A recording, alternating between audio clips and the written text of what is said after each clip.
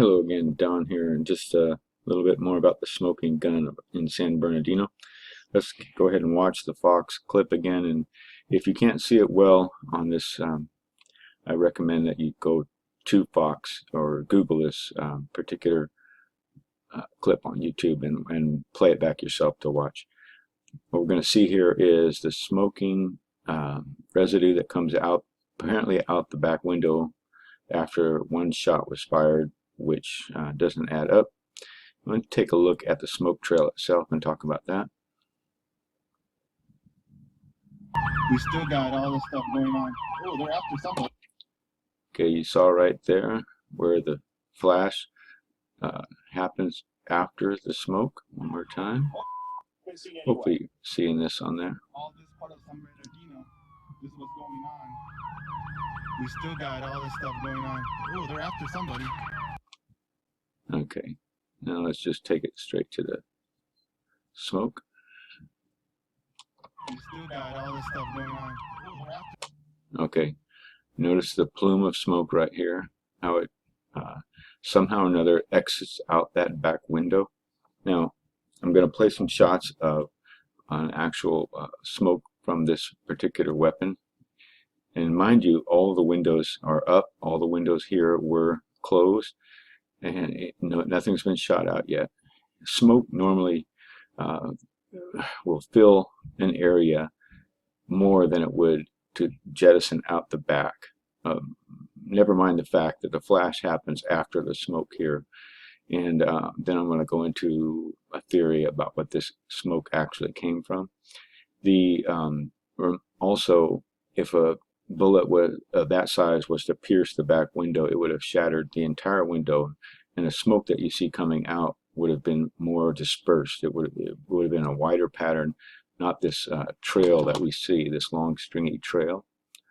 Okay, so let's take a look at how the smoke comes out of this particular weapon here. I want you to pay attention. You'll be able to see it because the background here is dark and you can see the smoke.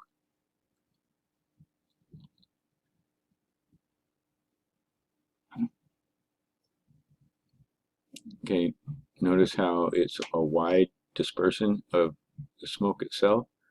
And just to give us another angle on this, let's take it from another view. Same weapon.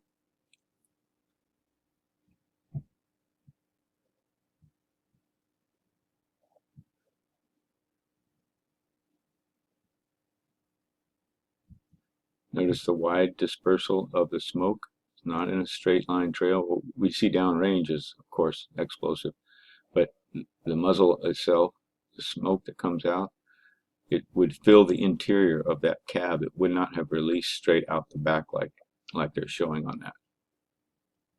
My theory has been that there was some kind of a charge on that back window, which was either timed, like this particular charge indicates it can be timed up to 60 minutes max. Maybe that's why it took so long for them to drive the vehicle around before the final takedown of it, the shootout. Maybe that's why they were going so slow, as they were waiting on a timed device to go off. This is kind of older technology. It could have been remotely set off, but it could have been a device with a very small charge on the back window to blow it out and make it look like an explosive, as maybe perhaps a bullet, so that the police would have all the authorization they needed to take them down in a barrage of bullets. Let's take a look at what a smoke charge looks like. I'm going to play a couple of these clips. Okay, notice the big plume and the trail of smoke here. Let's go back, take another one. Okay, this one's a little bit slower. It's maybe slowed down in the effects. Take a look at this one. Again, there's a charge, there's a plume, and a trail. Okay, and just take one more here. Notice the type of trailing smoke that comes out from these charges. You see the plume. Okay, and this question has come up several times. That's why I'm making this video. Just the fact that the smoke preceded flash, which should never have happened. You should see a flash, hear a shot, then see the smoke. That raises huge red flags. Here's another red flag.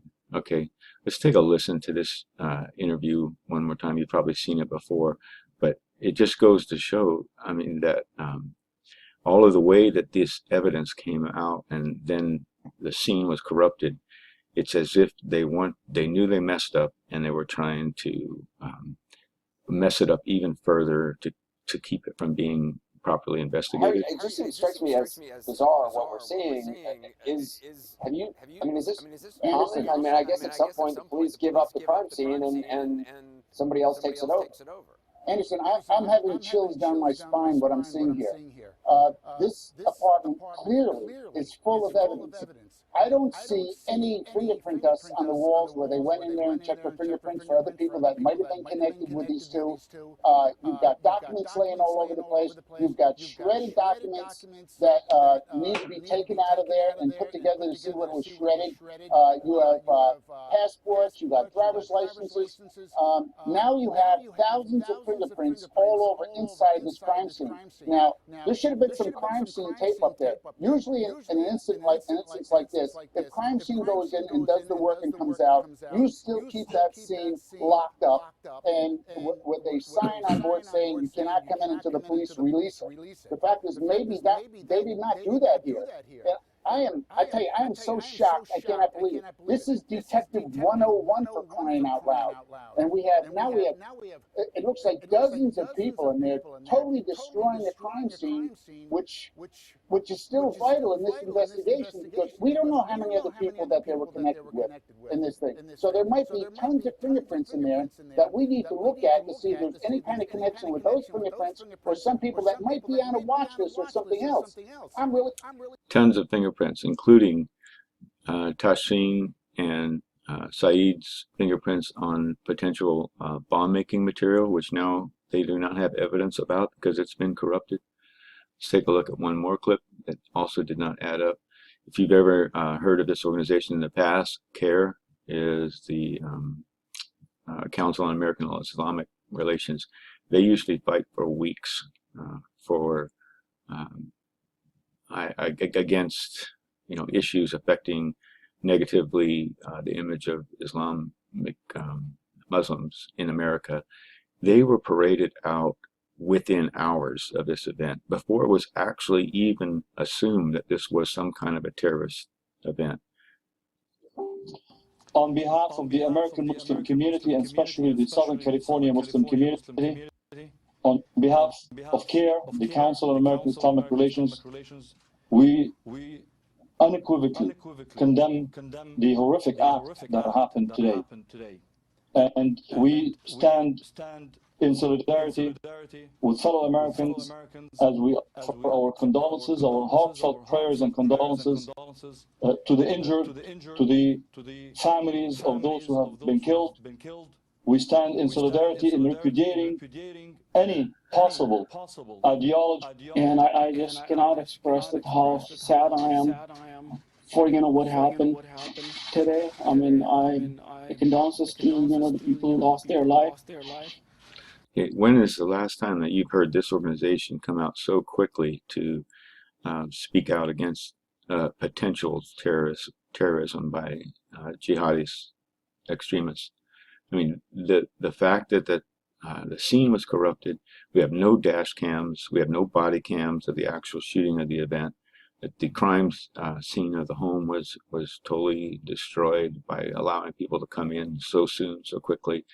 And then we go back again to the videos that I've made here about this smoking gun. The fact that there was no police. You can look at the other videos I've done. No police that were on scene during the barrage. So other agents had to have done it. It's up to citizens to have the outcry to cause more investigation at this point, because the media and the government have moved on, and they've gone into destroying the couple's reputation and doing all kinds of other things to create links to change the narrative. But they've never really truly established the initial crime scene, and that's what the public outcry has to be. Where's the ACLU? They've been very involved with rulings in California about civil liberties. They haven't spoken. All I can ask is that we try to keep our nose to the grindstone and get this, pushed more and more and more until we hear and see the dash cam